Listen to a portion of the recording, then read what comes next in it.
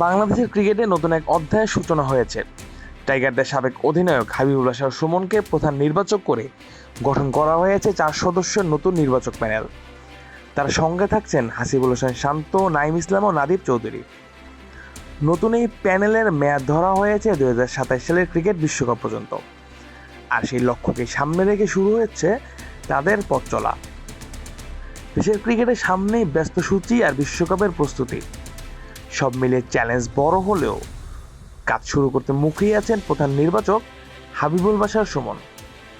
গণমাধ্যমের মুখোমুখি হয়ে এ প্রসঙ্গে তিনি বলেন, প্রধান নির্বাচকের দায়িত্ব পাওয়া অবশ্যই রোমাঞ্চকর। সামনে বাংলাদেশের অনেক আন্তর্জাতিক ম্যাচ আছে, বড় বড় সিরিজ আছে। এই সময়টাতে আমাদের ভালো খেলতে হবে এবং ধারাবাহিকতা ধরে রাখা সবচেয়ে গুরুত্বপূর্ণ। আর নতুন প্যানেল দায়িত্ব নিলেও আগের পরিকল্পনাকে গুরুত্ব দিচ্ছেন বাশার। গাজী আশরাফ হোসেন লিপুর সময় শুরু হওয়া দীর্ঘমেয়াদী পরিকল্পনাকে এগিয়ে নেওয়ার কথাও জানিয়েছেন তিনি। বাশার বলেন, আগের নির্বাচক প্যানেল যে পরিকল্পনা নিয়ে কাজ করছিল সেটার ধারাবাহিকতা বজায় রাখা জরুরি। আমরা সেই পরিকল্পনাকে আরও এগিয়ে নিতে চাই এবং ধীরে ধীরে পুরো দায়িত্ব বুঝে নিয়ে কাজ শুরু করব।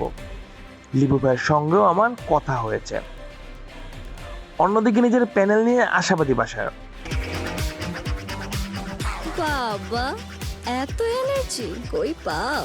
এই পাওয়ার চুমুকে অ্যাকশন। অভিজ্ঞতা ও তারুণ্যের মিশেলে গড়াই দলকে আরও কার্যকর করবে বলে বিশ্বাস তার।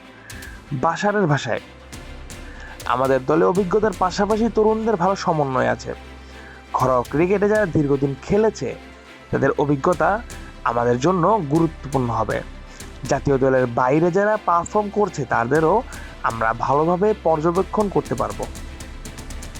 এছাড়া 2027 বিশ্বকাপকে সামনে রেখে হাবিবুল বাশারের পরিকল্পনায় সবচেয়ে বড় জায়গা পাচ্ছে বড় স্কোয়াড গঠন। শুধু মূল দল নয়, বরং বিকল্প খেলোয়াড়দের নিয়েও কাজ করতে চান তিনি।